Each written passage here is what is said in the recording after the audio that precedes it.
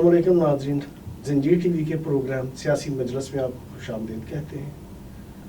आज हमारे मेहमान हैं राना खालिद साहब।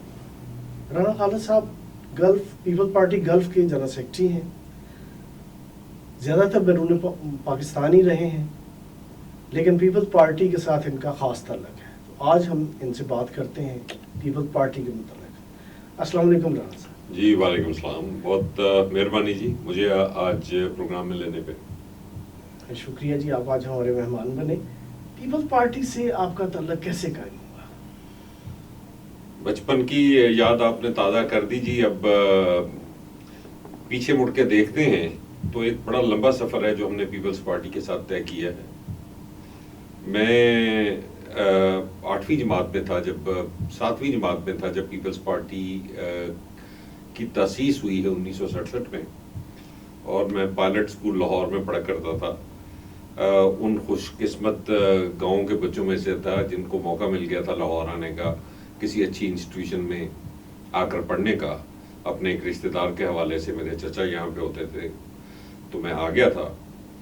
एक जलसा हो रहा था बैरून भाटी गेट, और उसमें तारक अजीज़ और मेराज मोहम्मद खां तो बड़े खूबसूरत और बहुत बड़े अच्छे मुकर्रर थे।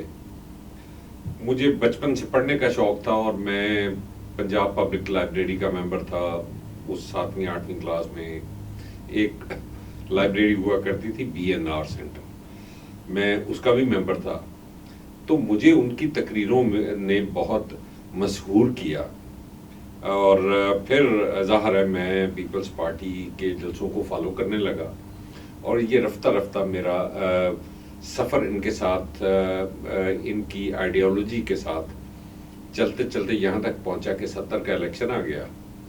और 70 के इलेक्शन में मैं गाँव में जाकर, मेरे वालिद साहब तो तहरीक इस्तिकलाल के थे, लेकिन फिर मेरे ताया जी की उनसे नहीं बनती थी, तो ताया जी को मैंने प्रेसिडेंट के तौर पे मैंने उन्हें मजबूर किया कि जी आप प्रेसिडेंट हो जाएं पीपल्स पार्टी के। तो एक छोटी ऑर्गेनाइजेशन हमने गांव में बना दी। तो वो मेरा पीपल्स पार्टी के साथ सफ़र शुरू हुआ है, वो जो आज तक चल रहा है। अच्छा, आपने जिक्र किया यहाँ में मेराज मोहम्मद खान और तारक अजीज़ का, वो तो बहुत जल्द पीपल्स पार्टी छोड़ गए, और बल्कि जिन लोगों की बातों से आप मुतासर हुए थे, उस तरह के कई लोग उन्होंने कहा जी कि नहीं, पीपल्स पार्टी के साथ हमारी जो उम्मीदें वो बस्ता थी वो पूरी नहीं हुई। लेकिन आपका ताल्लुक अभी तक जारी है, तो उसमें क्या कोई निशेबो फराज आपके पीपल्स पार्टी के साथ ताल्लुक में भी आएगा? देखिए, हर आदमी का एक इंडिविजुअल रिस्पॉन्स होता है, हर फर्द का मुख्तलिफ हवाले से होता है। किसी को कोई चीज़ पसंद आती है, किसी के साथ कोई ऐसे वाक़यात हो जाते हैं कि वो शायद मायूस हो जाएं। मैं उन लोगों से मुतासर हुआ था। वो लोग पीपल्स पार्टी के पहले अहद में 3-4 साल तक जीत कर भुट्टो साहब के साथ चले थे। उसके बाद उनके इख्तलाफात हुए, शायद ऊपर के लेवल के कोई बहुत फिक्री किस्म के इख्तलाफात होंगे जो हमारे उस ज़माने में हमारी ज़हनी सतह के मुताबिक शायद हमें समझ नहीं आते थे, या कोई हुकूमती लेवल पर उनके इख्तलाफात हुए हों जहाँ से वो छोड़ के चले गए। हमारी जब जहाँ तक फिक्री उपज थी, और जब हमें कुछ समझ आना शुरू हुई सारी बात, गुर्बत क्या है, वसाइल क्या हैं, तकसीम ठीक क्यों नहीं है, ये जो कौमी वसाइल हैं, ये सारे वसाइल हैं, ये सब तक क्यों नहीं पहुँचते। उसके बाद मैंने कुछ अर्सा फिर पार्टी चेंज की। मैं मजदूर किसान पार्टी के साथ चला 2-3 साल, उनके साथ भी रहा। अपने तौर पे एक फ़िक्र थी मेरी, गरीबों के साथ एक जद्दोजहद करना, उनके हालात बेहतर करना। बेसिकली सारी दुनिया में जहाँ भी ये जद्दोजहद होती है तो एक ही नुक्ता होता है कि हम किसी के ज़ाती तौर पे ख़िलाफ़ नहीं हैं, न किसी तबके के ख़िलाफ़ हैं, हम वसाइल की मुनसिफाना तकसीम चाहते हैं। तो वो मुख्तलिफ़ पार्टियाँ मुख्तलिफ़ हवालों से बात करती रहती हैं। अब मैं जब फिर मुझे ज़ाहिर है अपने रोज़गार के सिलसिले में कहीं ना कहीं जाना पड़ गया, सऊदी अरब चला गया। तो वहाँ जो फिर मैंने पीपल्स पार्टी को दोबारा वहीं से ज्वाइन किया जहाँ से मैंने छोड़ा था। پیپلز پارٹی میری پیرنٹ پارٹی تھی، اس کے ساتھ پھر یہ سفر جاری رہا۔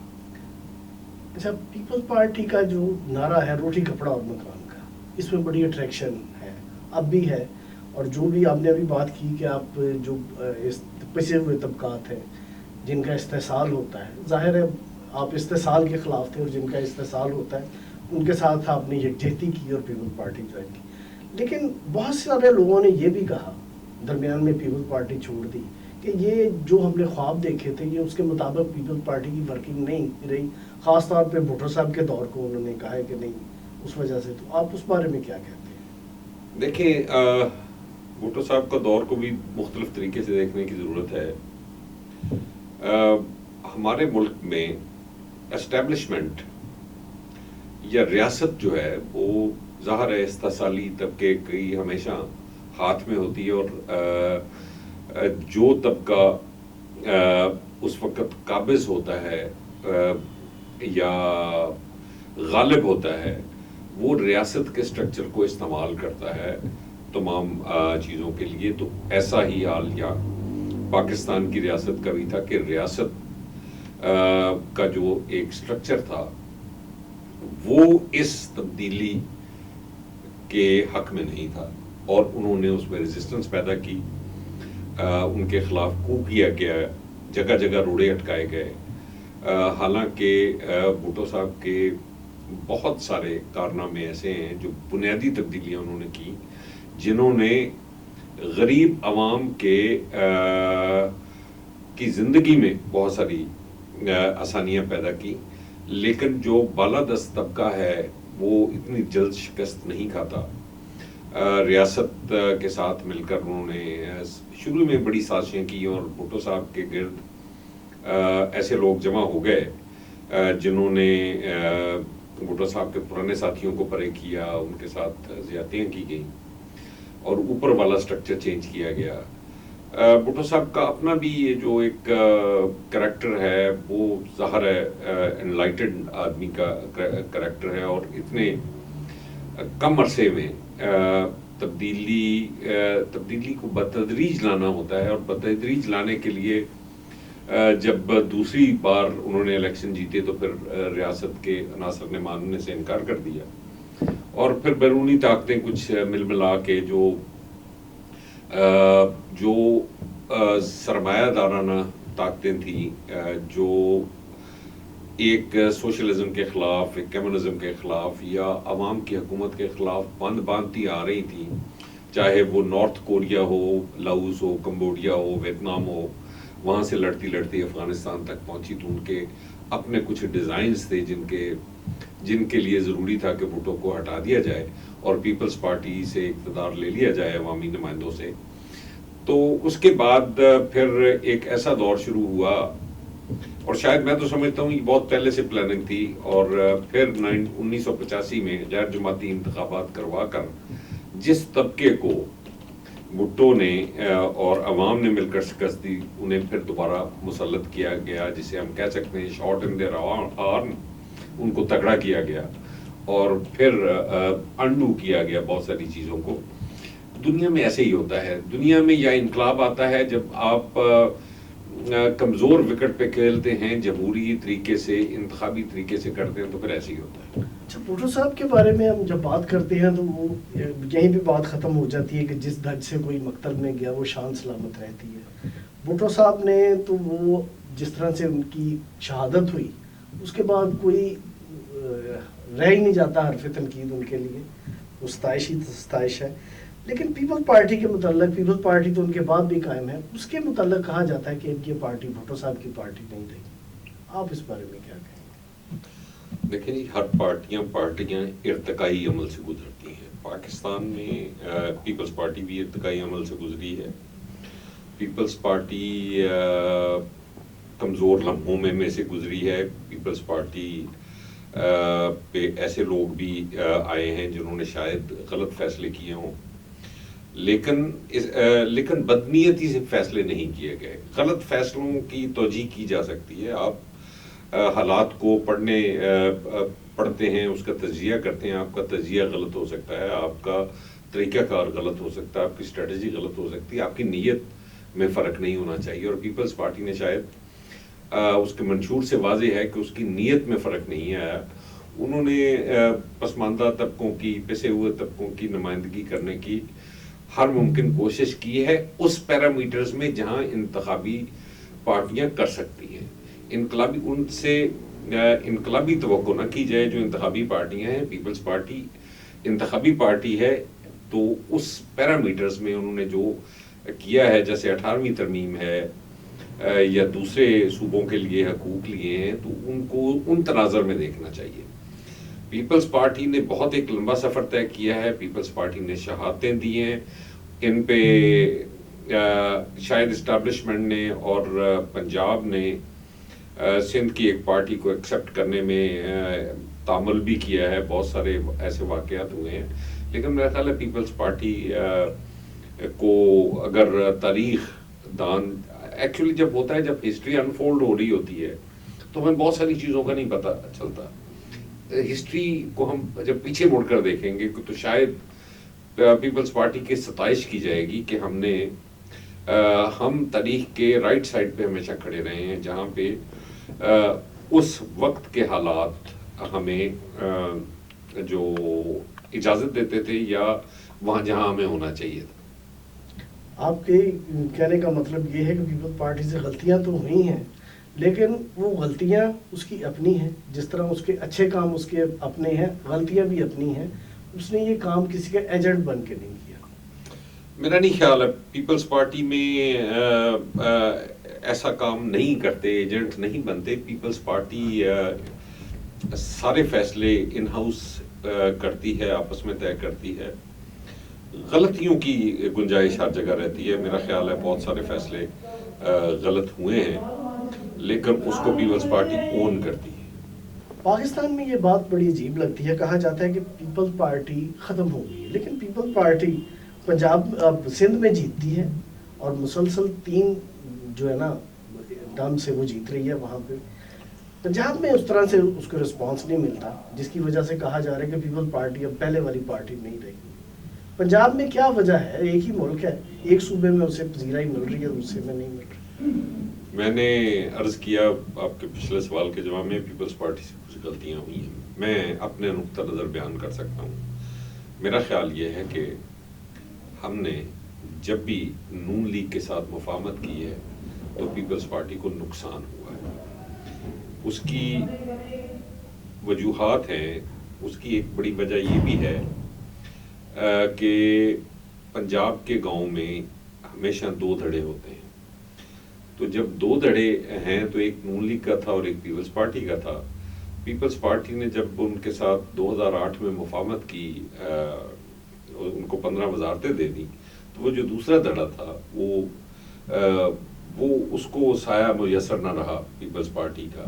تو وہ نئی ابھرتی ہوئی فورس پی ٹی آئی جو اس وقت نون لیگ کی مخالفت کر رہی تھی اس کے ساتھ چلا گیا. تو میرا خیال ہے کہ پیپلز پارٹی اپنا اگر کردار نبھاتی رہے، یہاں پہ نبھاتی رہتی تو شاید یہ حالات نہ آتے. لیکن پیپلز پارٹی باؤنس بیک کرے گی. پیپلز پارٹی عوام کی پارٹی ہے اور عوام میں رہتی ہے. پیپلز پارٹی پنجاب کے عوام کچھ پیپلز پارٹی سے شاید ناراض ہوئے ہوں گے. ہم عوام کو بلیم نہیں کرتے، عوام ہمیشہ صحیح فیصلے کرتے ہیں. پیپلز پارٹی کو اپنے طرز عمل کو چینج کرنا پڑے گا.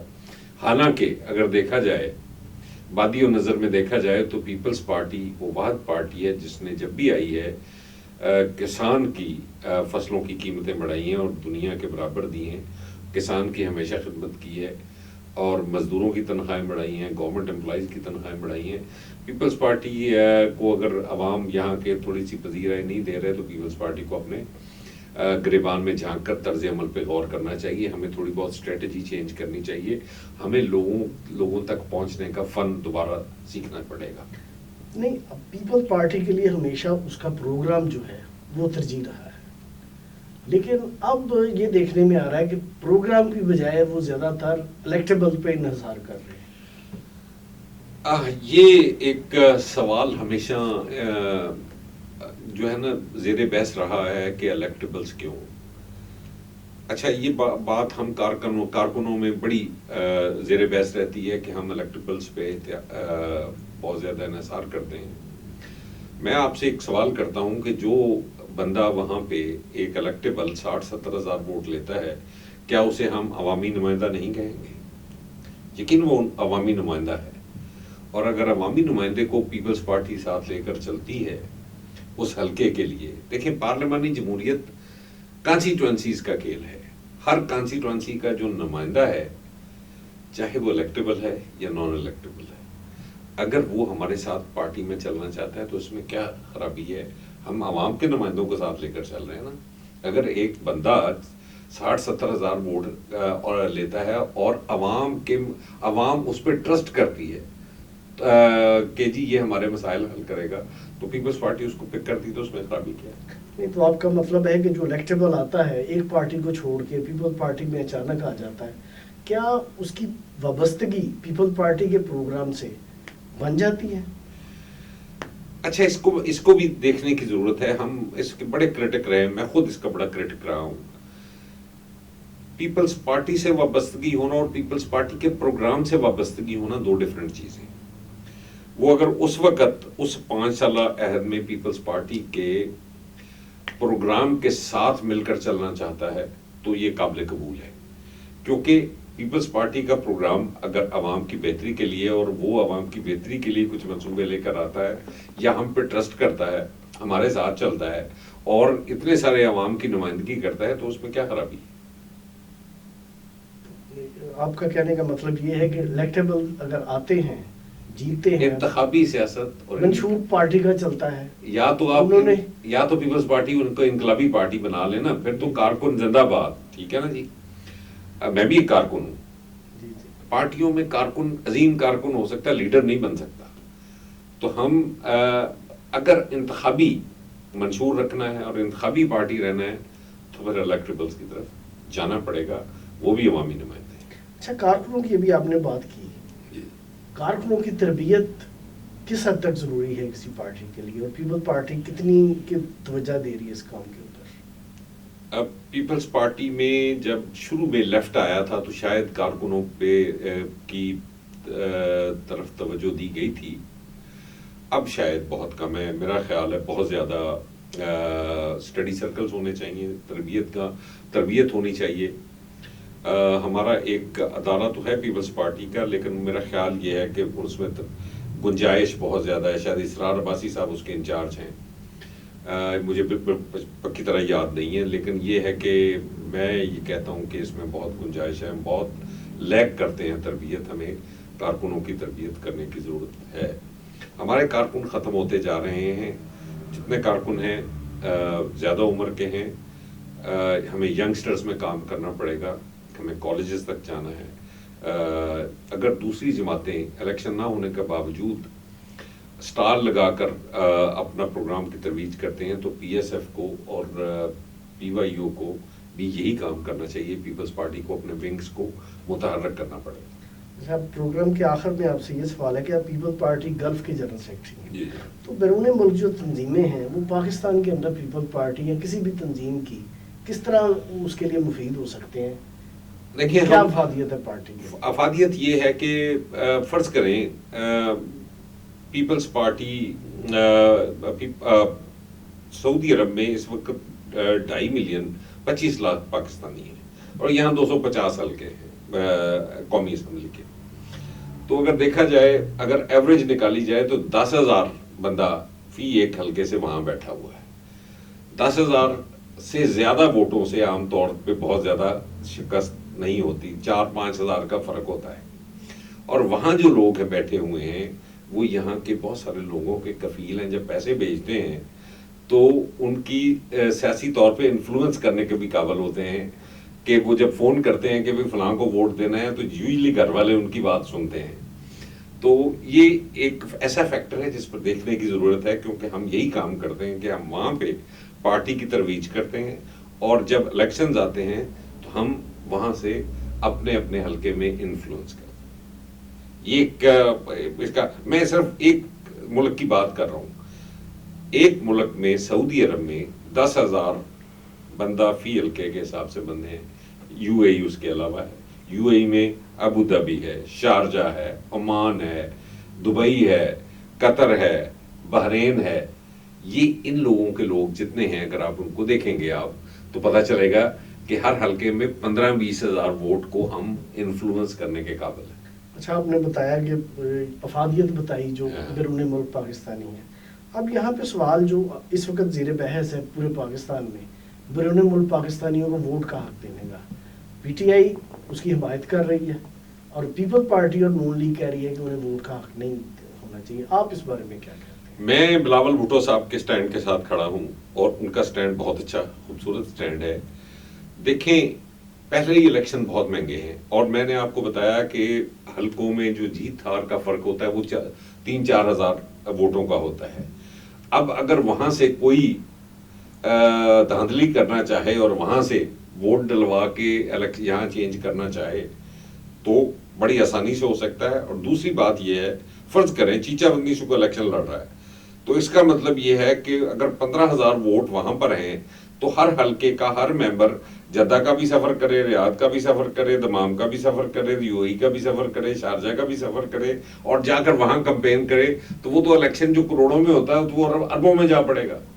تو اس لیے یہ ٹھیک نہیں ہے. جو بلاول صاحب نے جو تجویز پیش کی ہے کہ ان کو سیٹیں الاٹ کر دی جائیں, جیسے مثلا سعودی عرب میں تقریباً 2.5 ملین لوگ ہیں, 25 لاکھ, تو 5 لاکھ پہ اگر سیٹیں بنتی ہیں تو 5 سیٹیں ہمیں دے دیں, وہاں سے ہم آپس میں ووٹنگ کر کے 5 ممبر وہاں سے آ جائیں.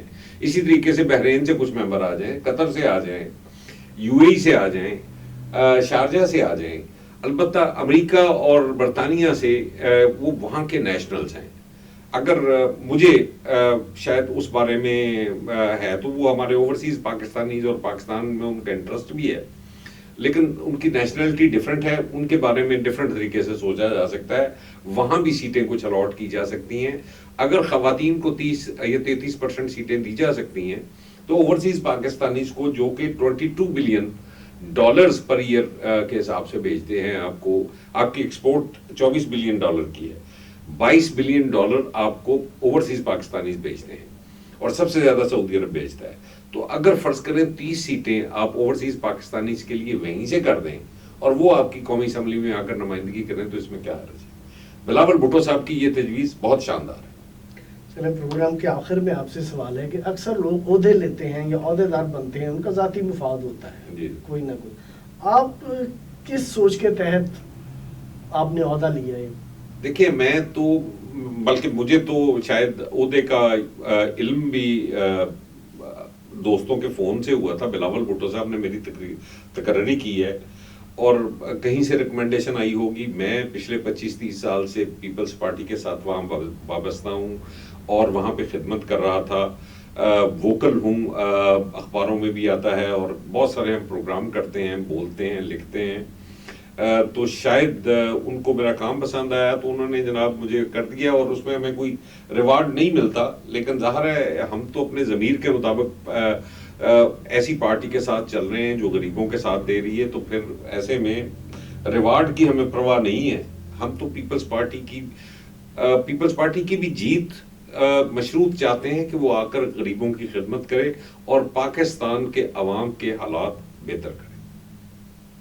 بہت شکریہ رانا صاحب. آپ پاکستان سے باہر رہتے ہیں لیکن اس کے باوجود پاکستان کے سیاسی عمل کا حصہ ہیں اور پاکستان میں صاف ستھری سیاست کی بہت ضرورت ہے. آپ پاکستان میں بھی اور پاکستان کے باہر بھی یہ کوشش کر رہے ہیں.